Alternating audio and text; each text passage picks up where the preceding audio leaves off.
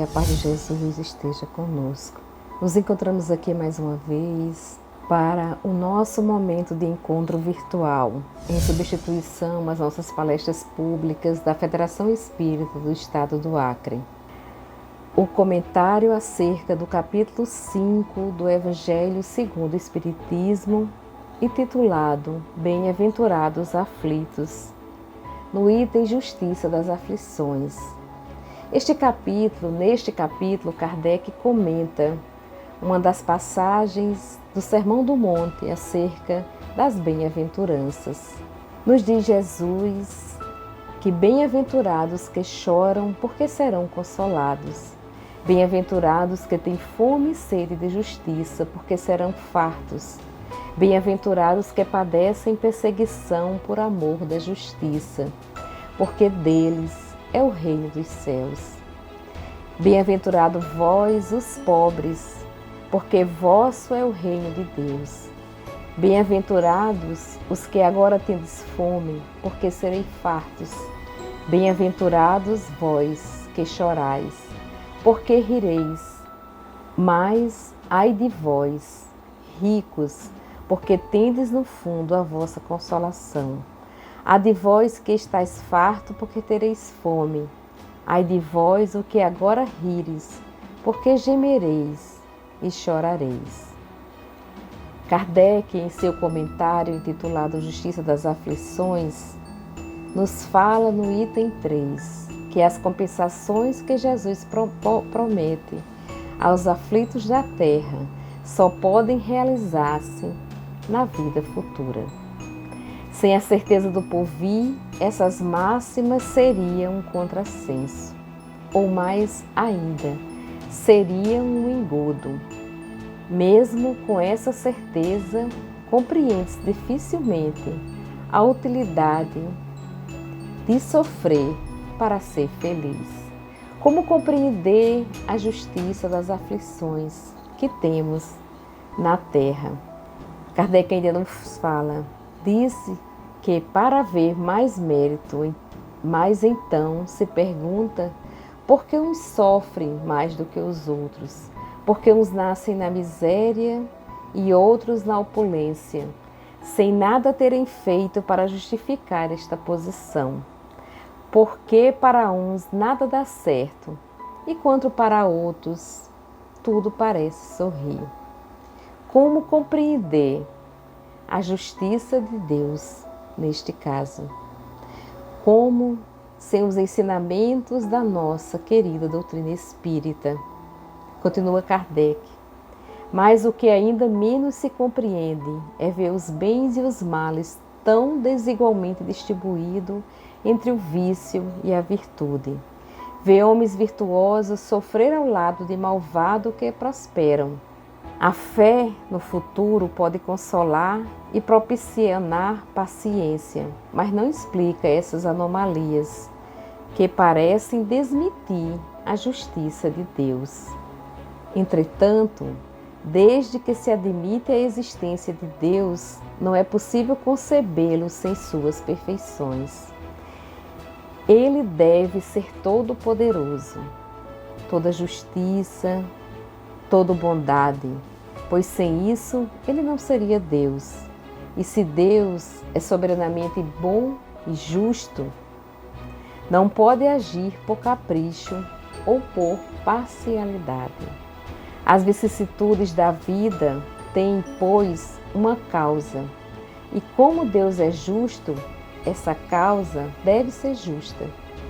Eis do que todos devem compenetrar-se. Deus encaminhou os homens na compreensão dessa causa pelos ensinos de Jesus. E hoje, considerando-o suficientemente maduro para compreendê-la, revela por completo, através do Espiritismo, ou seja, pela voz dos Espíritos, as causas das aflições. Compreendendo a reencarnação, compreendendo a lei de causa e efeito, compreendendo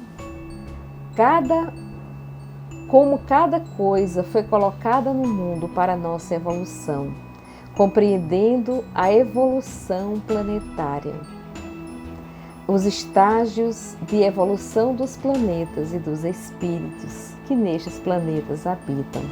Vamos compreender a justiça das aflições terrestres.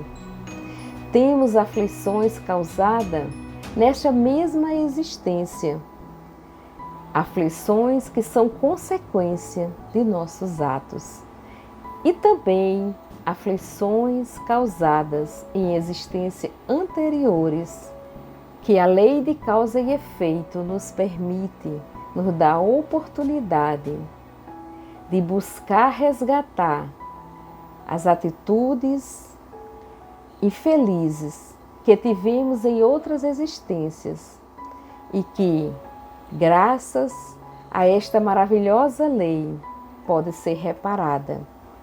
Então, não podemos reclamar de nenhuma aflição, porque já compreendemos, já estamos preparados para compreender a causa de cada uma delas.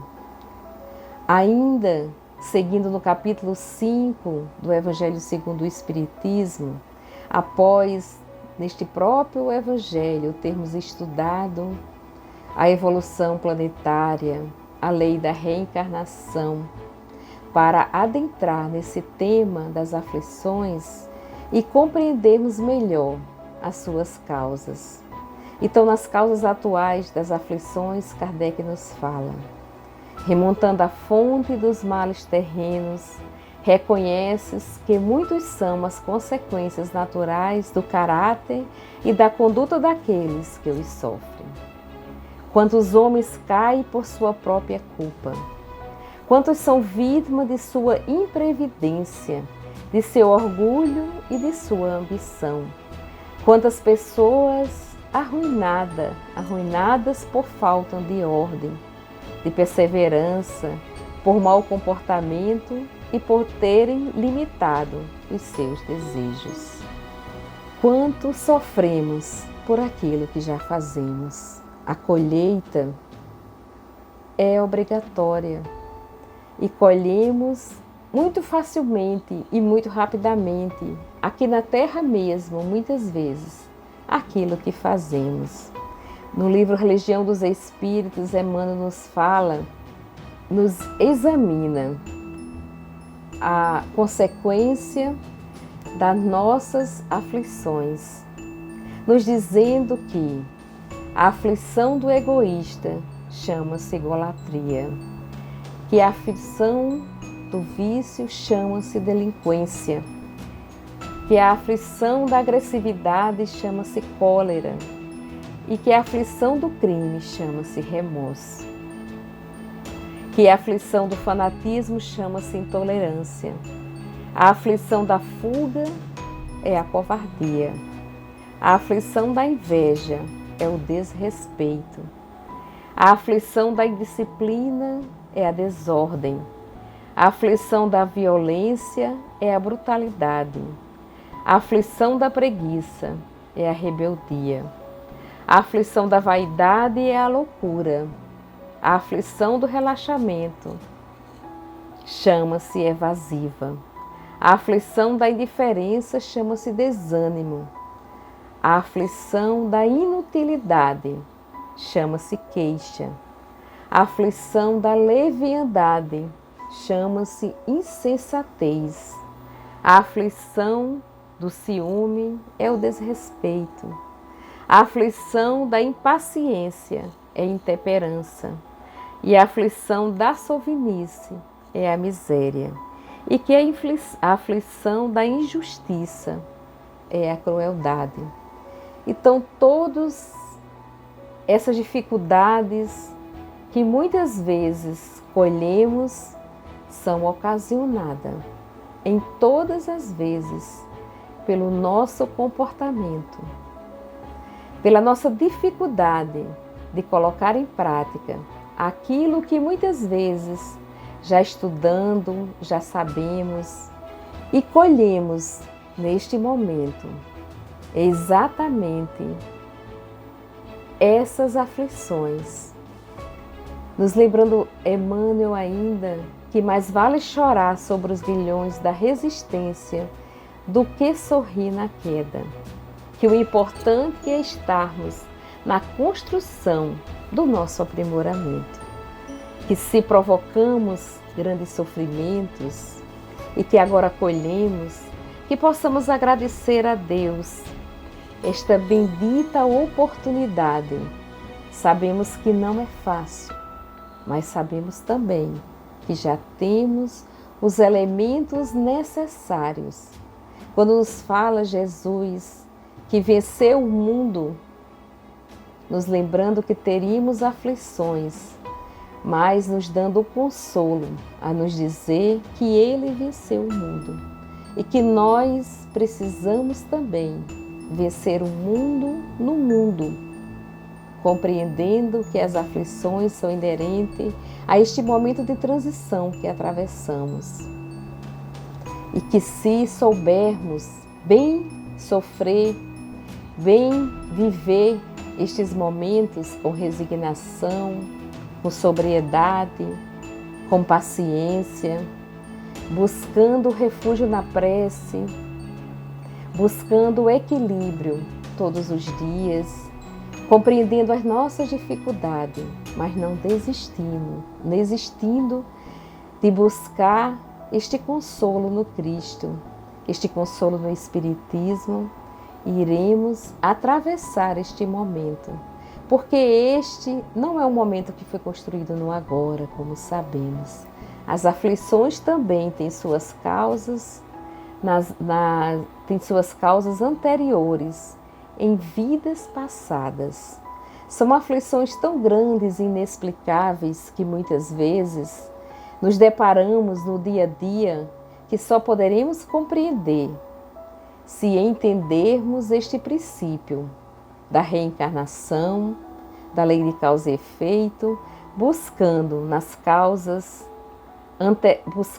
causas anteriores das aflições. Kardec nos fala ainda no capítulo 5 o seguinte: mas se há males nesta vida de que o homem é a própria causa, há também outros que, pelo menos em aparência, são estranhas à sua vontade e parecem golpeá-lo por fatalidade. Assim, por exemplo, é a perda de entes queridos e dos que sustentam, entes queridos que sustentam suas famílias. Assim também são os acidentes que nenhuma previdência pode evitar.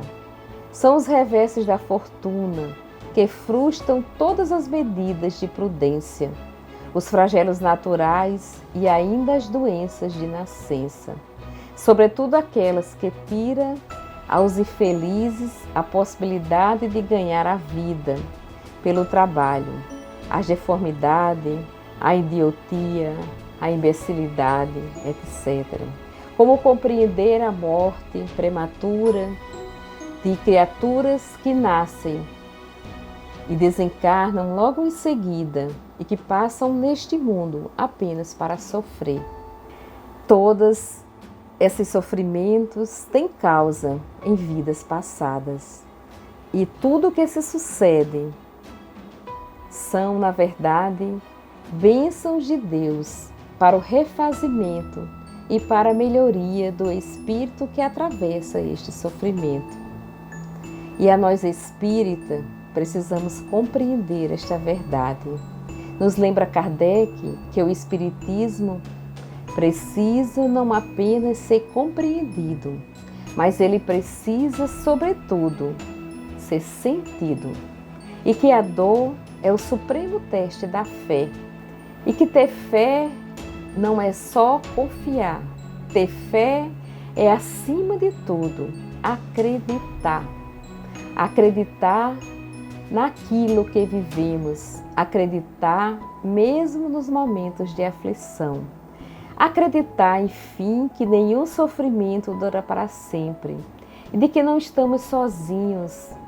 De que temos o amparo da espiritualidade, que temos o amparo de amigos encarnados que muitas vezes foram por Deus colocados em nossa vida, para que pudéssemos suportar como bálsamo, que muitas vezes até não temos este merecimento, mas por, vamos dizer assim, supremo cuidado do Mestre Jesus para conosco, nos lembrando que realmente não estamos sozinhos. Quantos anjos encarnados ao nosso redor.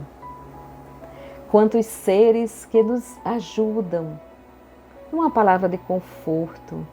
E por que não procurarmos ser também um pouco esteio daqueles que necessitam nestes momentos de dificuldade? Emmanuel nos lembra que o papel do espírita na humanidade é diferenciado. No Reformador de maio de 1963, na página 98, eles nos lembra comentando um pouco essa passagem de Jesus que nos diz: tenho-vos falado essas coisas, para que tenhais paz em mim. No mundo tereis aflições, mas animai-vos, eu venci o mundo.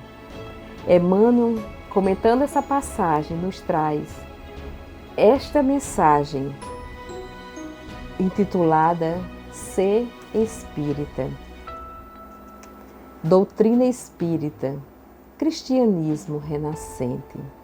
Ser espírita é constituir-se em núcleo de ação edificante, através do qual principia a nova era. Fala-se no mundo de hoje, qual se o mundo estivesse reduzido a casa em ruínas. O espírita é chamado à função da viga robusta, suscetível de mostrar que nem tudo se perdeu. Há quem diga que a humanidade jaz em processo de desagregação. O espírita é convidado a guardar-se por célula sadia, capaz de abrir caminho à recuperação do organismo social. O espírita, onde surge a destruição, converte-se em apelo ao refazimento. Onde estoure a disciplina, faz-se esteio da ordem, e onde lavre o pessimismo, ergue-se de imediato por mensagem de esperança. Assim sucede porque o espírita reconhece que não vale exigir dos outros aquilo que não fazemos, nem reclamar do vizinho o clarão de um farol, quando muitas vezes esse mesmo vizinho espera pela chama de alguém que lhe aqueça e ilumine o coração carregado na sombra. Companheiro de ideal. O ensinamento espírita é a palavra do Cristo, que nos alcança sem gritar, e a obra espírita, desde as bases primordiais de Allan Kardec, é construção do Evangelho, levantando as criaturas sem rebaixar ninguém. Trabalha servindo, certo de que cada um de nós é o agente da propaganda de si mesmo, no trabalho da redenção humana, que não nasce da violência, e sim da verdade e do amor, no toque fraternal, do espírito a espírito.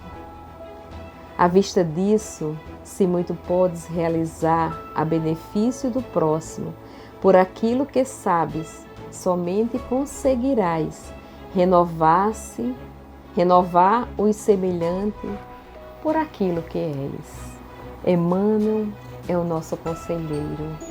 Quanta gratidão a este Espírito que nos trouxe preciosos ensinamentos através da mediunidade do nosso querido Chico Xavier, a nos falar do nosso papel enquanto espíritas diante da aflição. E que momento que vivemos agora, meus irmãos. Um momento de grandes aflições, aonde vimos chegar muito próximo de nós, dentro de nossa família, nos nossos vizinhos, em todos os países, em nossa cidade, o adoençamento, o desencarne, sabemos ser natural do processo de transição, mas como suportá-lo com tranquilidade se não acessarmos esses ensinamentos espíritas, sem esquecermos de sermos espíritas, sem esquecermos de nos comportar diante daquele que sofre, de acordo com aquilo que já absolvemos. É certo que sofremos sim, mas precisamos bem sofrer, como nos ensina o Evangelho. Precisamos estar consciente daquilo que já aprendemos. Precisamos aliviar os nossos corações, confiar em Jesus, sabendo que Ele está conosco. Que nesta noite, lembrando desses ensinamentos, possamos nos sentir revigorados diante das dificuldades que vivenciamos. Que a paz de Jesus possa estar em nossos corações, hoje, agora e por todo sempre.